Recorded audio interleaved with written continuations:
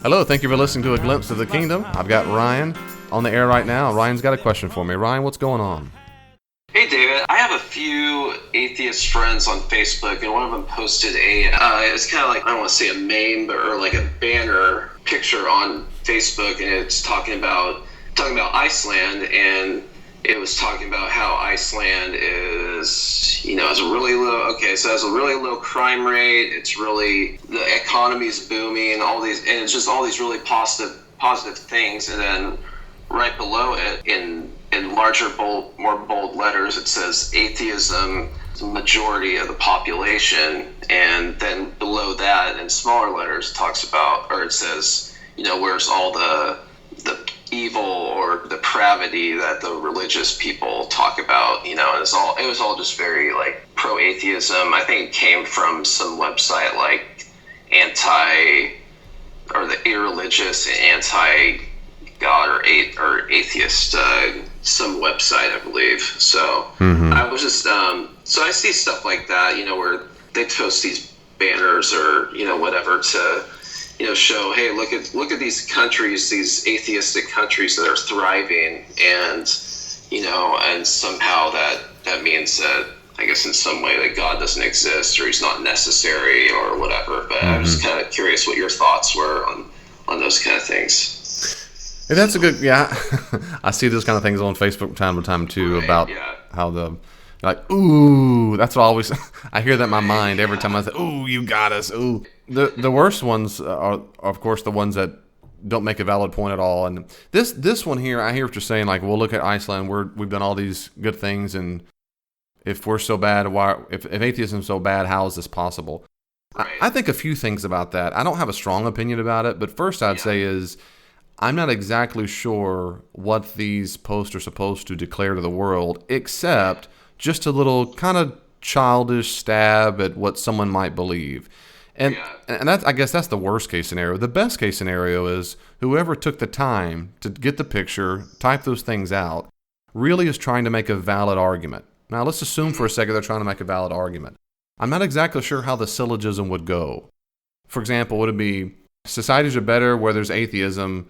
Here's a society where it is better, therefore atheism is true? Or maybe you have to rig it up somehow. And I guess no matter what it is, the premise that societies are better off when atheism is true is question begging. That is, you have to assume that, and that's what makes the conclusion is false. You would have to make the argument that atheism is true when you can find out that crime rate is lower. And I guess what I'm saying is that's not compelling to me. I don't know why it would be the case that crime rate reduction is a sign that atheism is true. Now, someone have to make an argument for that or make a case for it. I just can't conceive of that.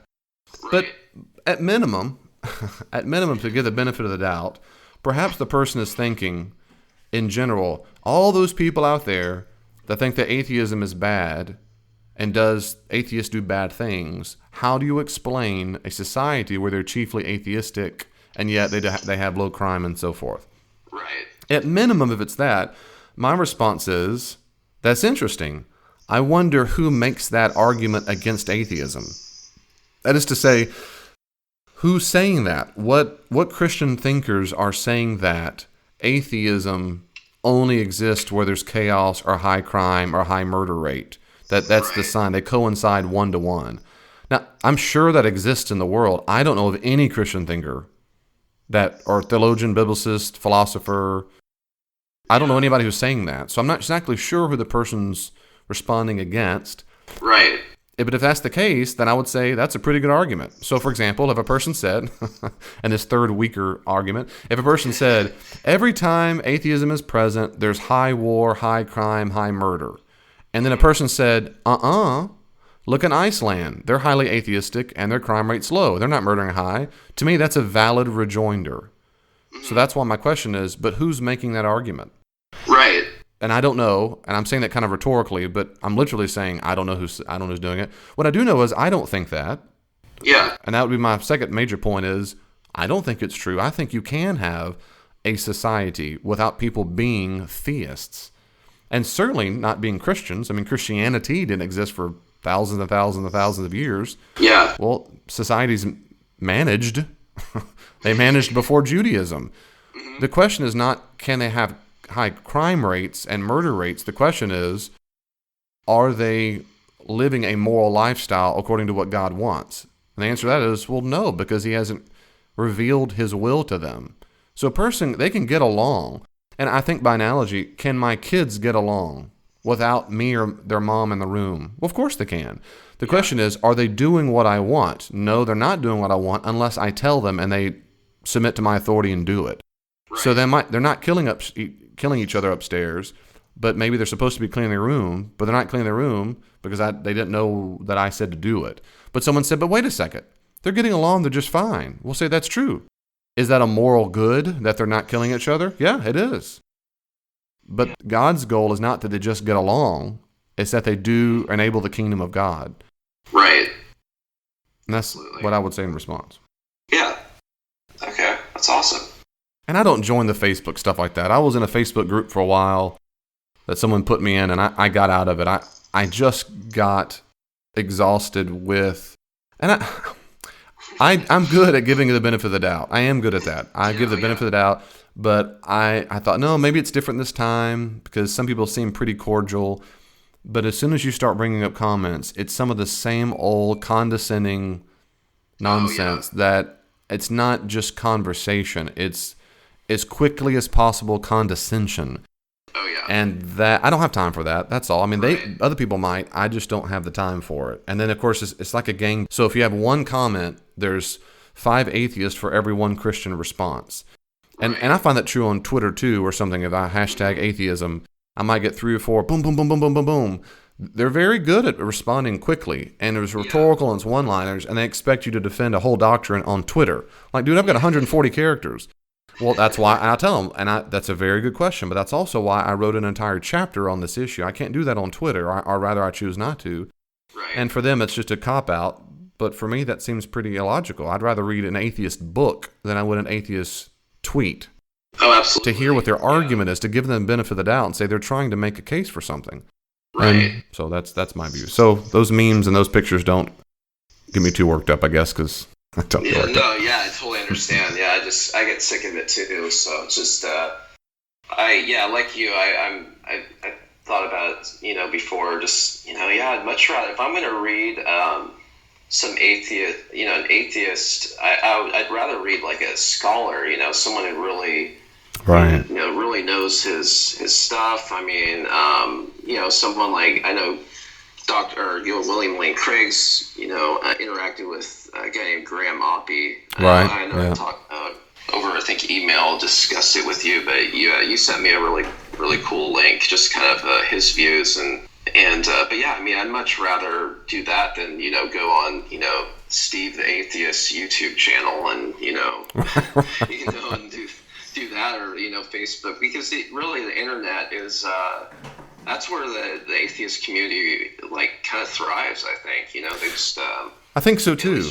I think so too, and that the expression often given as the atheist infidel community. I'm not sure how much I like that appellation, but there's a degree to which it lives on because there's not much peer review. Right. It's a gang mentality. Now this works both ways. It works in all areas, in my view, and any kind of view, whether it be anti-Obama, anti-Clinton, anti-Trump, anti-whatever. It's just people are very powerful behind a keyboard, particularly when they're anonymous. But I was talking to my brother about this yesterday, in fact, that I concur with you when it comes to I'd rather read from the specialist, something that people like Bart Ehrman, who's written extensively on these issues. Now, Bart Ehrman is a specialist, he is a scholar, and I would rather listen to him even though his conclusions are deliberately melodramatic in the public. He's not that way in private. He's not that way in the scholarly world because they wouldn't take that nonsense at all. They just would not. I'm telling you, his scholarship is different from his popular level books because popular level has to sell. And that's frustrating, but I'd rather listen to him because he's actually addressing the content. And that's radically different from the people who believe Jesus never existed. Yeah. That is profound nonsense, not even worth, well, it's worth if they're really interested. But I've discussed that with some people before, and they're not really interested in being convinced.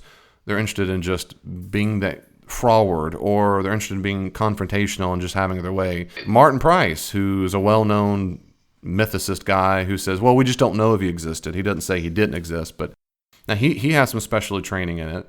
But, I mean, he's made a lot of money and a lot of living off of being the guy who debates just to be the devil's advocate, right? Which is fine, but I don't have time for that. I'd rather talk to scholars and like a Bart Ehrman and address them. And that's why even in my written works, I do my best to address them. Right. But at the same time, for example, my book, A Skeptic Challenges a Christian, the skeptic very often makes arguments I found on YouTube or Facebook. Right. And that's on purpose. And in fact, originally when I was starting to write the book, I had multiple quotes from different people. And I thought, no, I'm not going to do that because it'll feel like I don't want to pick on people that or come across that way. But they are implicitly many, many, many times the skeptic, the imaginary skeptic. The arguments are actual responses or rejoinders I've seen online or heard from debates or, that kind of stuff. Yeah. Yeah, absolutely. Yeah, awesome. Yeah. We'll keep it the good work. So next time we have those pictures on Facebook, we'll say a prayer. But if a person really is open, it might be worth it, particularly if you know the person. I've done this before. If I know them, I'll say, I'm curious, what conclusions do you draw from that? Or what's the argument you're making? Right. And you say, I'm genuinely curious.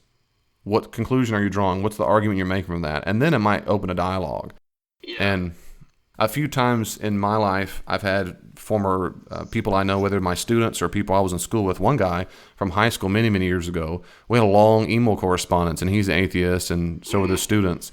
But it starts out with just simple questions. I might say, they posted on Facebook something, and I just laughed about it. I mean, it was a good thing, like a good happy, like, hey, that's funny, man, or something. Even if they're making fun of it, I'll say, that's funny. Sometimes on Twitter they do that. They say something that they made fun of me or something. I go, that was really funny. I mean, it's like, you don't, I mean, I still have a good sense of humor, though you're wrong, But what I found is when I do that, then they're like, oh, okay, I might want to chat with David. And to me, it's such a big deal to be able, as much as I can, demonstrate that I'm a safe place to disagree or dialogue or have a different viewpoint. And I have found it to be true. And I'm not trying to at all be braggadocious or toot my horn. I'm just saying in psychology it works, that people respond better to people around whom they feel safe.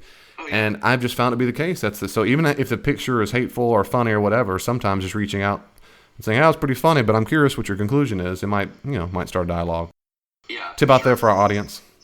Yeah, absolutely. Well, thank you, Ryan, so much. God bless you, brother. Let me know if you get another poster and tell me what you think about it. Yeah. Awesome. Thanks, David. Appreciate it. Talk to you later. Right. Bye-bye. Bye. Thank you so much for taking the time to listen to A Glimpse of the Kingdom. I hope you enjoyed the podcast. If you want more, go to davidpendergrass.com, davidpendergrass.com. If you look at the top, you'll see various tabs that have sermons I've preached, a link to all the podcasts I've done so far, a link to my consulting website. For more information about my consulting, see davidpendergrassconsulting.com. Also, you'll see information about the books I've written that are found on amazon.com. So davidpendergrass.com, one-stop shop, all that you need. If you want to reach out to me, follow me on Twitter at Dr. D. Pendergrass, at Dr. D. Pendergrass, and send me a message. I'll see you online.